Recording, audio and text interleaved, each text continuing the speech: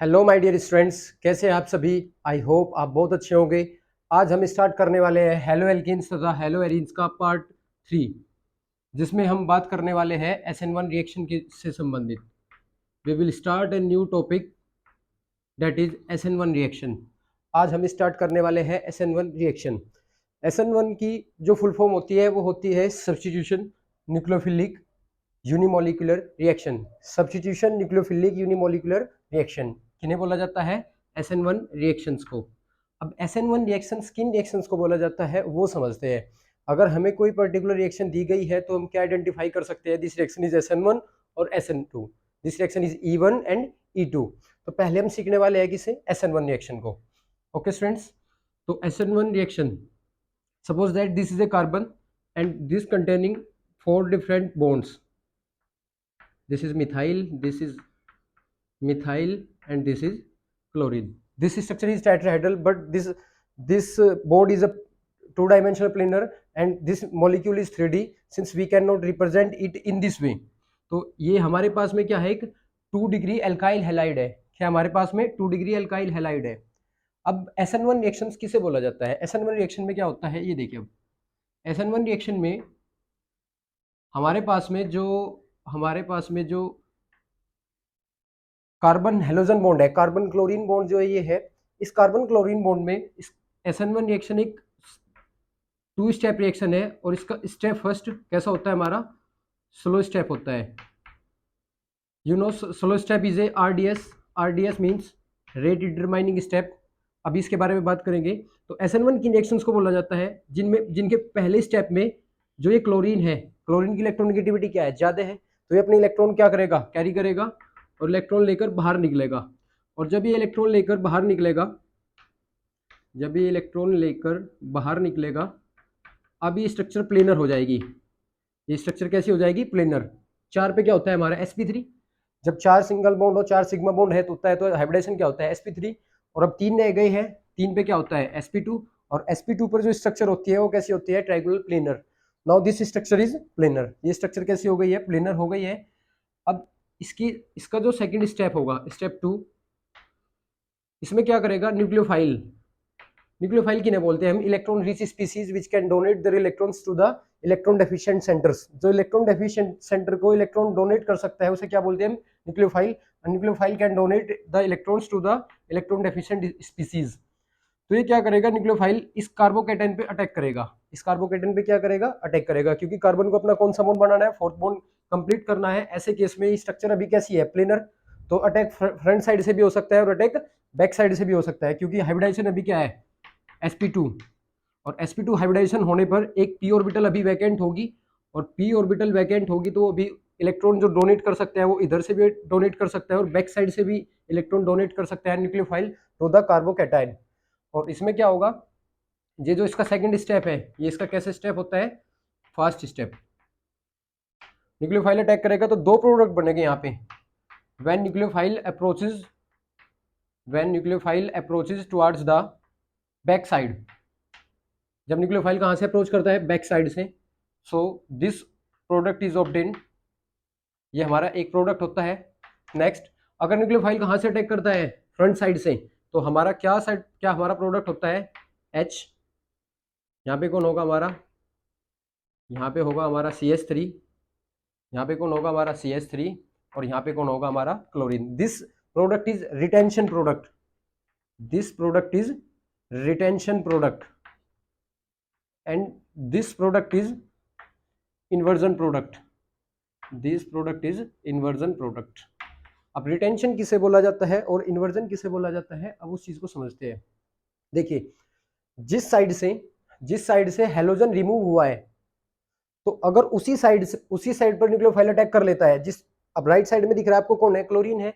अगर हेलोजन इस साइड से रिमूव हुआ है और प्रोडक्ट इधर ही बना है, मतलब न्यूक्लियोफाइल ने भी यहीं पे अटैक किया है। ये वाला कहाँ पे है? ये वाला। तो ये कौन सा प्रोडक्ट होगा? रिटेंशन। रिटेंशन इन कॉन्फिगरेशन मींस जिस साइड से लिविंग ग्रुप निकल के जाता है, जाने वाला ग्रुप जिस साइड से निकल के जाता है, अगर न्यूक्लियोफाइल भी उसी साइड में अटैक कर लेता है, that product will B retention product. तो ये प्रोडक्ट कैसा है हमारा? ये हमारा रिटेंशन है। और ये वाला कैसा है हमारा? This product is inversion product. ये प्रोडक्ट इन्वर्जन है। इन्वर्जन मतलब जिस साइड से लिविंग ग्रुप निकल के चला गया है, उसके बैक साइड से अगर न्यूक्लियोफाइल ने अटैक किया है तो that product will B inversion product. तो ये वाला इन्वर्जन है और ये हमारा रिटेंशन है। दो प्रोडक्ट क्यों बने हैं वो आपको समझ में आ गया होगा। Nucleophile having equal opportunity to attack from front and back, दोनों साइड से इक्वल अपॉर्चुनिटी अटैक करने के लिए, तो दोनों साइड से हमें क्या हो सकता, दो प्रोडक्ट ऑब्टेन होते हैं SN1 रिएक्शन के अंदर। अब SN1 रिएक्शन का जो फर्स्ट स्टेप होता है that is a slow step. तो SN1 रिएक्शन किसे बोला जाता है? SN1 reaction SN1 reaction is a two step reaction. सबसे पहली बात, SN1 reaction is a two step reaction, और टू स्टेप रिएक्शन में अगर कोई भी रिएक्शन एक से ज्यादा स्टेप में घटित होती है, एक से ज्यादा स्टेप में कंप्लीट होती है, तो उसका जो स्लो स्टेप होता है वो उसकी रेट डिटरमाइन करता है। स्लो स्टेप क्या करता है? रेट डिटरमाइन करता है। अब आप एक बात देखिए, स्लो स्टेप में कौन पार्टिसिपेट कर रहा है, कौन सा रिएक्टेंट पार्टिसिपेट कर रहा है? एल्काइल हैलाइड या न्यूक्लियोफाइल? एल्काइल हैलाइड या न्यूक्लियोफाइल अटैक कर रहा है स्लो स्टेप में। तो आपको दिखाई दे रहा होगा कि rate is directly proportional to the concentration of alkyl halide. इस 2 डिग्री एल्काइल हैलाइड की कॉन्सेंट्रेशन, अभी मैंने इसे जनरली RX दिखा दिया है, इसकी कॉन्सेंट्रेशन जितनी ज्यादा होगी रेट ऑफ रिएक्शन उतनी ही ज्यादा होगी। ये केमिकल काइनेटिक्स के अंदर आपको सिखाया जाता है कि RDS मतलब जो हमारा स्लो स्टेप होता है वो रेट डिटरमाइनिंग स्टेप होता है। तो रेट हमने किससे डिसाइड की? स्लो स्टेप से। और स्लो स्टेप में कौन सा रिएक्टेंट पार्टिसिपेट कर रहा है? Alkyl halide. So we can say that the rate of reaction is directly proportional to the concentration of alkyl halide. Since nucleophile introduce in the first step, so rate will not depends upon the concentration of nucleophile। हम यहाँ से बोल सकते हैं कि rate will not be directly proportional to the concentration of nucleophile। ये बिल्कुल गलत होगा, ये बिल्कुल क्या होगा हमारा? गलत होगा। हम रेट जो डिटरमाइन करेंगे वो किससे करेंगे? Concentration of alkyl halide. अब SN1 की जो डेफिनेशन है वहीं से बनती है, SN1 रिएक्शन की जो डेफिनेशन है वहीं से बनती है। SN1 reaction are those chemical reaction in which rate of reaction is only depends upon the concentration of alkyl halide, but it does not depends upon the concentration of nucleophile। they are called SN1 reaction। अगर आप SN2 को याद रखना चाहते हो तो यहाँ भी समझ में आ जाएगा आपको, SN2 में दोनों पे डिपेंड करता है। ठीक है, अब आप इसे कैसे याद रख सकते हैं? 1 है तो केवल एक रिएक्टेंट पे डिपेंड करेगा, अगर यहाँ पे 2 है, SN2 है, तो दोनों ही कॉन्सेंट्रेशन पे डिपेंड करेगा, which will be discuss in SN2, जिसे हम कंप्लीट डिस्कस करेंगे SN2 में। तो SN1 रिएक्शन की डेफिनेशन आप नोट कर लीजिएगा। अभी कुछ और बातें हैं जो बता देता हूँ SN1 रिएक्शंस की। SN1 रिएक्शन का सबसे पहला पॉइंट अगर आप देखना चाहते हैं तो SN1 रिएक्शन में 2 प्रोडक्ट प्राप्त होते हैं। अब इन दोनों प्रोडक्ट को प्रैक्टिकली these products are 50-50%। मतलब जो हमारा इन्वर्जन प्रोडक्ट है वो भी 50% होता है, और अगर जो हमारा रिटेंशन प्रोडक्ट है वो भी हमारा 85% होता है। अगर दोनों प्रोडक्ट हमारे कितने हैं? 50-50% है, तो the stability of both product will be equal. The stability of both compound should be equal, but they are not really equal. हम बोल सकते हैं, मतलब अगर हम थ्योरेटिकल बात कर रहे हैं, थ्योरेटिकल, तो हमें क्या पता लगता है कि जो इसका इन्वर्जन प्रोडक्ट है थोड़ा सा ज्यादा स्टेबल होता है, पर अगर हम प्रैक्टिकली बात कर रहे हैं तो प्रैक्टिकली इन दोनों के अमाउंट सेम होने की वजह से इनकी स्टेबिलिटी भी कैसी होती है? सेम होती है। एक इंपॉर्टेंट चीज ये है कि किसी रिएक्शन में अगर हमारे पास में हमने A+B को मिक्स किया और इससे हमने C+D बनाया, और हमें देखना है कि इन कंपाउंड में से किसकी स्टेबिलिटी ज्यादा होगी, तो एक तरीका ये होता है कि हम कंपाउंड का परसेंटेज यील्ड चेक करते हैं। परसेंटेज यील्ड का मतलब होता है कि वो कंपाउंड कितने % फॉर्म हुआ है, और दूसरे कंपाउंड का भी परसेंटेज यील्ड चेक करते हैं। तो जिस कंपाउंड का परसेंटेज यील्ड जितना ज्यादा होता है उस कंपाउंड की स्टेबिलिटी उतनी ज्यादा होती है, and they are 50-50%। If both compounds are 50-50 the stability should be equal, but inversion product is slightly more stable in comparison to retention product. Okay, ऐसा इसलिए होता है क्योंकि देखिए, जब यहां से क्लोरीन निकल के जाएगा और न्यूक्लियोफाइल इसी साइड में अटैक कर रहा हो, तो न्यूक्लियोफाइल के पास अपॉर्चुनिटी है अटैक करने की। अब अपॉर्चुनिटी है कि वो फ्रंट साइड से भी अटैक करे और बैक साइड से भी अटैक करे। तो न्यूक्लियोफाइल जैसे अप्रोच करेगा तो इन केस स्टार्टिंग केस में क्या होगा कि यहाँ पे ये ग्रुप निकलता नहीं, तब तक जब तक ये ग्रुप यहाँ से कंप्लीटली नहीं निकला तब तक वो कहाँ से अटैक कर सकता है? बैक साइड से। तो जब वो फ्रंट साइड से अटैक करने के लिए जाता है तो ये वाला ग्रुप और जो न्यूक्लियोफाइल है वो भी कोई एटम या ग्रुप होगा, तो उन दोनों के बीच में स्टेरिक हिंड्रेंस होता है, थोड़ा बहुत क्या होता है? रिपल्सन होता है। जिसकी वजह से इस कंपाउंड की स्टेबिलिटी थोड़ी क्या होती है, कम होती है। रिटेंशन प्रोडक्ट की स्टेबिलिटी थोड़ी कम होती है और इन्वर्जन की थोड़ी ज्यादा होती है, बट ओवरऑल दे आर 50-50। और एक ऐसा रिएक्शन का मतलब जो एक ऐसा प्रोडक्ट, यहाँ पे देखिए जैसे दो प्रोडक्ट बने हैं तो यहाँ पे मिक्सचर प्राप्त हुआ है, हमें दो कंपाउंड मिले हैं। अगर हमें दो कंपाउंड प्राप्त होते हैं, दो कंपाउंड्स ऑब्टेन होते हैं, तो ऐसे केस में अगर उनकी उनकी अमाउंट दोनों की सेम हो तो ऐसे मिक्सचर को बोला जाता है क्या, racemic mixture. That means racemic mixture is obtained in the racemic mixture is obtained in the SN1 reaction. SN1 reaction में रेसिमिक मिक्सचर ऑब्टेन होता है हमें। ओके स्टूडेंट्स, तो SN1 रिएक्शन किसे बोला जाता है, जनरली बताता हूं मैं आपको। SN1 रिएक्शंस की कुछ इंपॉर्टेंट पॉइंट्स है, प्लीज नोट डाउन। ये पॉज करके आप नोट कर सकते हैं। चलो, इंपॉर्टेंट पॉइंट्स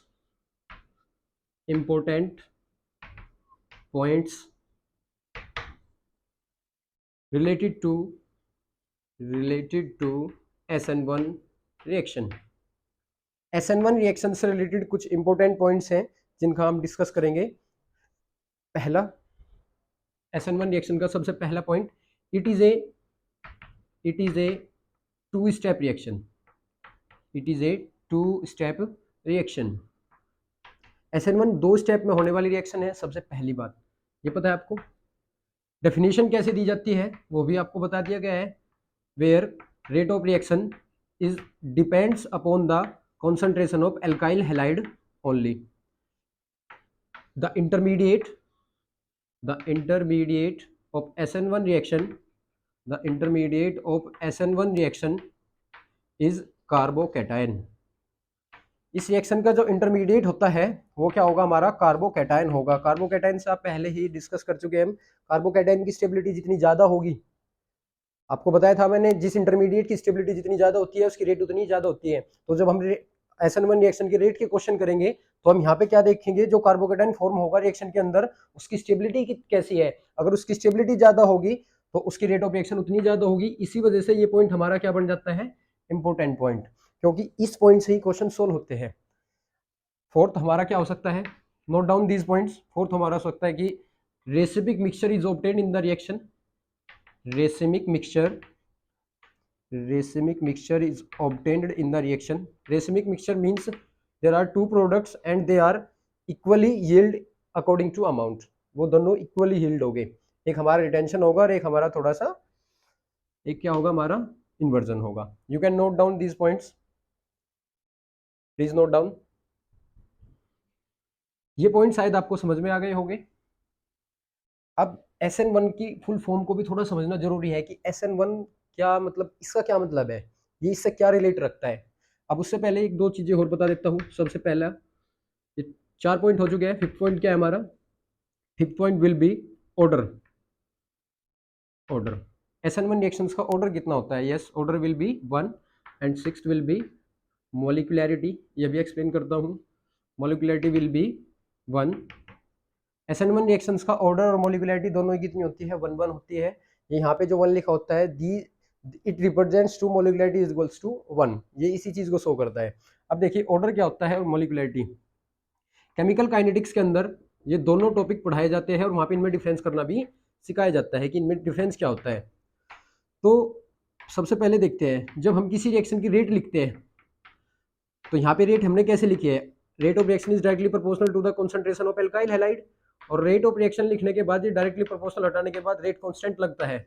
अब ये क्या है हमारा, this expression is called rate expression. इस एक्सप्रेशन को बोला जाता है रेट एक्सप्रेशन।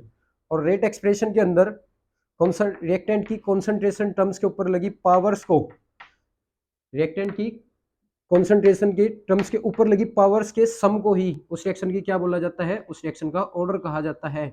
अब इसमें कितने रिएक्टेंट पार्टिसिपेट कर रहे हैं, 1, तो इसका ऑर्डर भी कितना होगा, 1। Order is the sum of the powers raised over the concentration terms over the concentration terms in the rate expression। rate expression के अंदर concentration terms के ऊपर लगी powers के sum को ही उसका क्या बोला जाता है, ऑर्डर बोला जाता है। और order is a experimental value, ये काइनेटिक्स के अंदर सीखने वाले हैं आप। तो ओवरऑल मैं बोल सकता हूँ कि यहाँ पे ऑर्डर कितना होगा, 1 होगा, क्योंकि इसकी पावर कितनी आ रही है, 1 आ रही है। 1 क्यों आ रही है, क्योंकि इसमें केवल एल्काइल हैलाइड की कॉन्सेंट्रेशन ही अफेक्ट करती है। क्या यहाँ पे न्यूक्लियोफाइल है?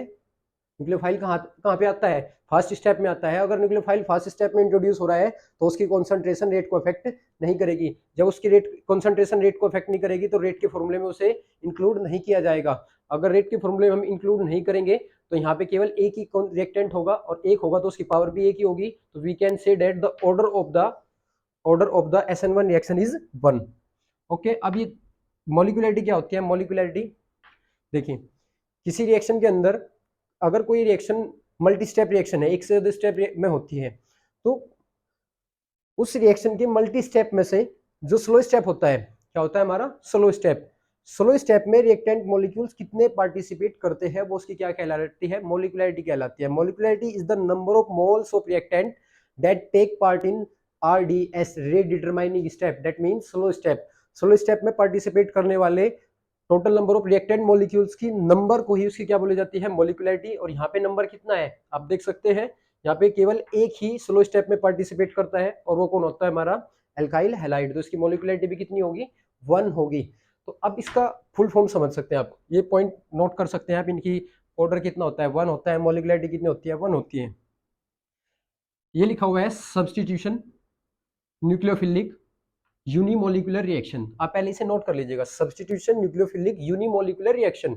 सब्सटीट्यूशन का क्या मतलब होता है? सब्स्टिट्यूट करने का मतलब होता है हटाना। अब किसने हटाया है? न्यूक्लियोफाइल ने। किसे हटाया है? हैलोजन को। तो यहाँ पे सब्स्टिट्यूशन हुआ है। सब्स्टिट्यूशन न्यूक्लियोफिलिक किसके द्वारा सब्स्टिट्यूशन हुआ है? न्यूक्लियोफाइल द्वारा सब्स्टिट्यूट किया गया है। किसे? हैलोजन को। And unimolecular substitution nucleophilic unimolecular reaction are those reaction whose molecularity is 1, जिनकी मोलिकुलरिटी कितनी होती है? हमारी 1 होती है। वे क्या लगती है? हमारी यूनिमोलिकुलर रिएक्शन। और इनकी मोलिकुलरिटी 1 है, तो we can say that these reactions are unimolecular reactions. तो SN1 रिएक्शंस के ये कुछ इंपॉर्टेंट पॉइंट है जिन्हें आप क्या कर सकते हैं? नोट कर सकते हैं। SN1 reaction are those reaction SN1 reaction. एक भी क्वेश्चन आपका NCERT का ऐसा नहीं होगा या किसी भी उसका जो आपका इसे सीखने के बाद स्किप कर सकते हो आप, या आप जिसे मिस कर सकते हो। सारे क्वेश्चंस आप इसके सोल्व कर पाएंगे SN1 को, पर कंप्लीट सीखना होगा। SN1 अपने आप में बहुत बड़ी है, सीखोगे तो आपको समझ में भी आ जाएगा। आप ये सब कुछ नोट कर किया होगा पॉज करके। अब देखते हैं, देखिए SN1 का थोड़ा सा और इसके बारे में एक्सप्लेन करता हूँ।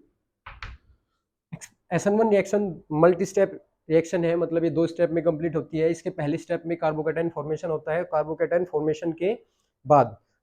फॉर्मेशन के बाद न्यूक्लियोफाइल अटैक करता है फर्स्ट स्टेप में, और फर्स्ट स्टेप से कभी भी रेट डिटरमाइन नहीं होती है, इसलिए न्यूक्लियोफाइल की जो कॉन्सेंट्रेशन है वो रेट को अफेक्ट नहीं करती है।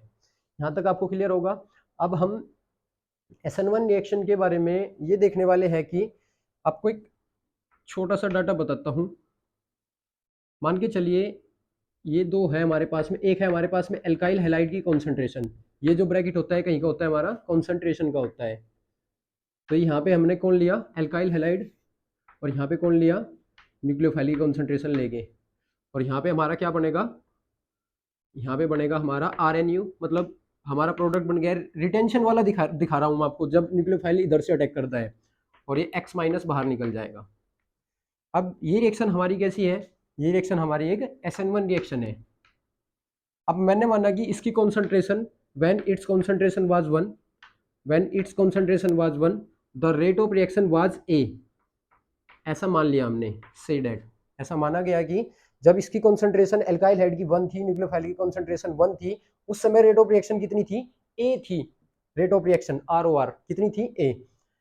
अगर मैं कॉन्सेंट्रेशन ऑफ न्यूक्लियोफाइल्स को डबल कर देता हूं, when the concentration of alkyl halide makes double, what will be the effect of, and there will be no change in the concentration of nucleophile, what will be the effect on rate of reaction of A when we make doubles to the concentration of alkyl halide? Rate of reaction will become doubles to A.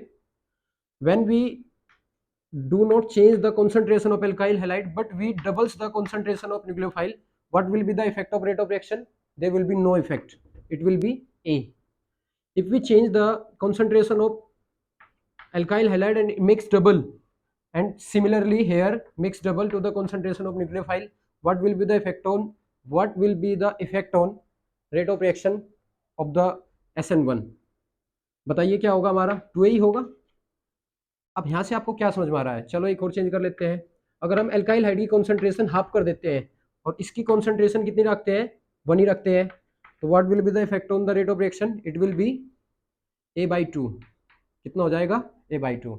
अब ये कैसे हो रहा है, देखिए अगर कोई reaction SN1 है तो उसकी जो रेट है वो न्यूक्लियोफाइल की कॉन्सेंट्रेशन से अफेक्ट नहीं होगी, क्योंकि वो फर्स्ट स्टेप में आता है और फर्स्ट स्टेप रेट डिटरमाइन नहीं करता है। तो फिर हमारी न्यूक्लियोफाइल की कॉन्सेंट्रेशन से कोई मतलब नहीं है हमारा। हमारा जो रेट से रिलेशन है वो किसका है, कॉन्सेंट्रेशन ऑफ एल्काइल हैलाइड से है। अगर ये चेंज होगा, अगर ये वैल्यू चेंज होगी तो ये जरूर चेंज होगी, और कैसे चेंज होगी, विद रेस्पेक्ट टू इट, ये इसी के रेस्पेक्ट में चेंज होगी। दिखाई दे रहा होगा, अगर मैंने इसे डबल किया तो डबल करती है कितना हो गया हमारा 2A। अगर मैंने इसे डबल किया था तो ये कितना हो गया था 2A। अगर मैंने इसे डबल किया था और इसे सिमिलर रखा था तो इससे डबल करो, 4 करो, 5 करो, 10 करो, कितना भी करो, इससे कोई फर्क नहीं पड़ने वाला। तो इफेक्ट किसका पड़ेगा, इसका। तो इसे मैंने इफेक्ट किया तो इस पर कोई इफेक्ट नहीं आया।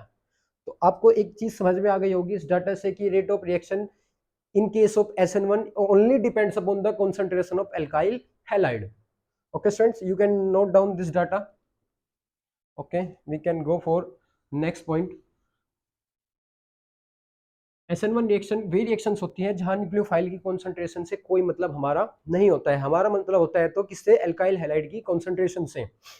अब हम क्या देखने वाले हैं, अब देखने वाले हैं कि हम SN1 रिएक्शन का कि क्वेश्चंस कैसे करें। देखिए क्वेश्चन हमारे लिए मेन टॉपिक है कि हम क्वेश्चन को कैसे करेंगे। Factors affecting to the rate of SN1 reaction. ऐसे कौन कौन से फैक्टर्स हैं जो SN1 रिएक्शन की रेट को अफेक्ट कर सकते हैं। देखिए जनरली आपको पता है रेट कहाँ से डिटरमाइन होती है, स्लो स्टेप से। और स्लो स्टेप में किसका फॉर्मेशन हुआ है, स्लो स्टेप में फॉर्मेशन हुआ है कार्बोकैटायन का। और अगर कार्बोकैटायन फॉर्मेशन हुआ है तो कार्बोकैटायन की स्टेबिलिटी जो है हमारा मेजर क्राइटेरिया होगा क्वेश्चन सोल्व करने का। क्यों, क्योंकि जो स्लो स्टेप में बनता है उसकी स्टेबिलिटी ही देखी जाएगी। इसकी स्टेबिलिटी जितनी ज्यादा होगी रिएक्शन की रेट उतनी ही ज्यादा होगी। तो कार्बोकैटायन की स्टेबिलिटी किस किस चीज से अफेक्ट हो सकती है, that they will be concern here, उन्हें यहीं पे देखा जाएगा। जैसे सबसे पहला हमारा क्या, सबसे पहला होगा हमारा degree of alkyl halide. Degree of alkyl halide, alkyl halide की डिग्री मैटर करेगी, ऑफ कोर्स करेगी। CR R और X, this is a 3 degree alkyl halide, CR H and X, this is halogen, X is the representation of halogen, this is a 2 degree alkyl halide, this is CR H, ये हमारे H है और ये हमारा क्या है X, this is a 1 degree alkyl halide and this is 0 degree तो नहीं बोला जाता है but we can say it is methyl halide. ये क्या होगा हमारा मिथाइल हैलाइड। अब मान के चलिए आपने SN1 रिएक्शन करानी है इस पे, अभी केवल इसे लेते हैं। अगर हमें 3 डिग्री एल्काइल हैलाइड पे SN1 रिएक्शन करानी है और इसे हम एज अ रिएक्टेंट इंट्रोड्यूस कर देते हैं रिएक्शन में, तो जब हम इसे एज अ रिएक्टेंट इंट्रोड्यूस करेंगे तो यहाँ पे क्या होने वाला है, अगर SN1 होगी, SN1 में क्या होगा, पहले तो ये X लिविंग ग्रुप हेलोजन यहाँ से निकल के जाएगा, निकल के जाने के बाद यहाँ किसका फॉर्मेशन होगा, कार्बोकैटायन का। अब इसका जो कार्बोकैटायन है वो स्लो स्टेप में बनता है तो उसकी स्टेबिलिटी जरूर चेक की जाएगी। तो ये कितने डिग्री कार्बोकैटायन होगा, अगर हेलोजन में यहाँ से निकाल लेता हूँ तो ये कितने डिग्री कार्बोकैटायन होगा। कार्बोकैटायन की डिग्री कैसे चेक की जाती है, जिस कार्बन पे कार्बोकैटायन फॉर्मेशन हुआ है, जिस कार्बन पे कैटायन लगा हुआ है, पॉजिटिव चार्ज लगा हुआ है, उससे डायरेक्ट कितने कार्बन अटैच्ड है या उससे डायरेक्ट कितने एल्काइल ग्रुप अटैच्ड है वो उसकी डिग्री होती है। तो कितने अटैच्ड है 3, तो it will be 3 degree carbocation. यहाँ पे कितने डिग्री कार्बोकैटायन होगा, 2 डिग्री कार्बोकैटायन। अगर मैं इसे यहाँ से निकाल दूं तो यहाँ पे कितने डिग्री कार्बोकैटायन होगा, यहाँ पे होगा हमारा 1 डिग्री कार्बोकैटायन। और आपको पता है कार्बोकैटायन की स्टेबिलिटी का ऑर्डर क्या होता है, 3 to 1, 321 होता है। कार्बोकैटायन की स्टेबिलिटी का ऑर्डर क्या होता है, 3 to 1 होता है। और वो मैंने लास्ट लेक्चर में आपको बताया था कि यही क्यों होता है। These are electron releasing group, these are ERG electron releasing groups increases the stability of electron deficient centres. Electron deficient centres की स्टेबिलिटी कौन बढ़ाते हैं, electron rich electron releasing group बढ़ाते हैं। तो यहाँ पे 3 इलेक्ट्रॉन देने वाले ग्रुप्स हैं जिसकी वजह से इसकी स्टेबिलिटी सबसे ज्यादा होगी। यहाँ पे 2 है और यहाँ पे कितना है, केवल 1 इलेक्ट्रॉन रिलीजिंग ग्रुप है। तो जिस कार्बोकैटायन की स्टेबिलिटी जितनी ज्यादा, रेट ऑफ रिएक्शन उतनी ही ज्यादा। कार्बोकैटायन की स्टेबिलिटी जितनी ज्यादा, रेट ऑफ रिएक्शन उतनी ही ज्यादा। तो we can say that the rate of SN1 in the 3 degree alkyl halide, 2 degree alkyl halide and 1 degree alkyl halide having 3 maximum, then 2 degree and then 1 degree, we can say that। Okay students, ये point आपको शायद समझ में आ गया होगा। अब मैं यहाँ से कार्बोकैटायन हटा देता हूँ। अब आप क्वेश्चन कैसे सोल्व करेंगे? आपके सामने अगर क्वेश्चन आ जाता है तो आपको क्या करना है? जब आपके सामने क्वेश्चन होगा आपको क्या करना है? हेलोजन हटा देना वहां से और वहां पे कार्बोकैटायन बना लेना है। जो कार्बोकैटायन वहां पे बनेगा उसके आसपास की डिग्री चेक करनी है आपको। सबसे पहला फैक्टर ये है, तो आप डिग्री चेक कर लीजिए। आपके जो मोस्टली क्वेश्चन है वो डिग्री से ही सोल्व हो जाते हैं। अगर डिग्री फैक्टर नहीं है तो दूसरा फैक्टर होगा विच विल बी डिस्कस। तो क्या बताया मैंने आपको? SN1 रिएक्शन की अगर हम बात करें एल्काइल हैलाइड के अंदर, तो 3 डिग्री एल्काइल हैलाइड सबसे ज्यादा तेज देते हैं, then 2 degree and then 1 degree. Methyl halide SN1 reaction नहीं देता है। Why methyl halide do not give SN1 reaction? Methyl halide SN1 reaction क्यों नहीं देता है वो भी डिस्कस करते हैं। ये you can note down by pausing the video. Okay, अब देखते हैं मिथाइल हैलाइड में क्या क्या चक्कर होता है कि मिथाइल हैलाइड नहीं दे पाता है। This is our methyl halide CH3Cl, that means it looks like 0 degree, but हम इसे 0 डिग्री नहीं होता है, 0 डिग्री नहीं बोलते हैं, तो इसे हम क्या बोलते हैं? इसका नाम बोल देते हैं, दिस इज मिथाइल हैलाइड। जैसे यहाँ पे क्लोरीन लगा दिया तो क्या बन जाएगा? Methyl chloride. अगर हम बात करें यहाँ से X निकल जाए और यहाँ पे क्या फॉर्मेशन होगा? कार्बोकैटायन फॉर्मेशन होगा। अगर यहाँ पे कार्बोकैटायन फॉर्मेशन हुआ, अब देखिए हाइड्रोजन EWG ग्रुप से इलेक्ट्रॉन विड्रॉ करने वाले ग्रुप है, इलेक्ट्रॉन देने वाले ग्रुप नहीं है, इलेक्ट्रॉन रिलीजिंग ग्रुप नहीं है, ये ERG नहीं है। ये पहले से ही क्या है? ये पहले से ही गरीब है। ये पहले से ही क्या है? ये गरीब है पहले से ही। कार्बन को कितने बॉन्ड बनाने हैं? ऑक्टेट रूल को फॉलो करने के लिए 4 बॉन्ड बनाने होते हैं और हर बॉन्ड में कितने इलेक्ट्रॉन? 2। तो कितने हो गए हमारे? 8 इलेक्ट्रॉन्स हो जाएंगे और 8 इलेक्ट्रॉन्स हो गए तो कंपाउंड विल बी स्टेबल, या ऑक्टेट कंप्लीट होगा तो उस कार्बन की स्टेबिलिटी ज्यादा होगी। अब इस कार्बन के पहले ही इतनी गरीबी है, इसके 3 बॉन्ड बने हुए हैं, 6 इलेक्ट्रॉन इसके पास में है और 6 इलेक्ट्रॉन होने की वजह से अभी से कितने करने हैं? 8 पूरे करने हैं। तो पहले से ये